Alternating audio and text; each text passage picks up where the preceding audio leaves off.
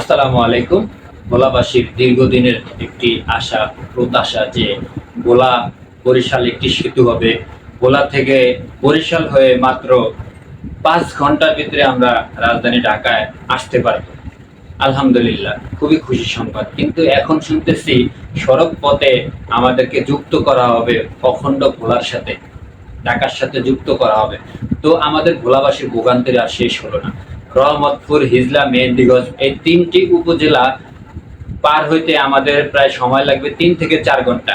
প্রায় 80 কিলোমিটার রাস্তা পার হইতে সময় লাগবে। তো অতএব আমরা এরকম সড়ক চাই না যে আমাদের বরিশাল থেকে ভোলা যেতে যদি 4 ঘন্টা সময় লাগে, 3 ঘন্টা সময় লাগে, ঢাকা থেকে বরিশাল যেতে আরো 4 ঘন্টা সময়, আর বরিশাল থেকে ভোলা যাইতে আরো 4 ঘন্টা সময় লাগবে। অতএব আমরা এরকম কোনো কিছু চাই না যে আমাদের সময় প্রায় 10 ঘন্টা আমরা এখান থেকে ঢাকা থেকে বরিশাল যাব। 10 ঘন্টা হইলে তো ভাই হবে না।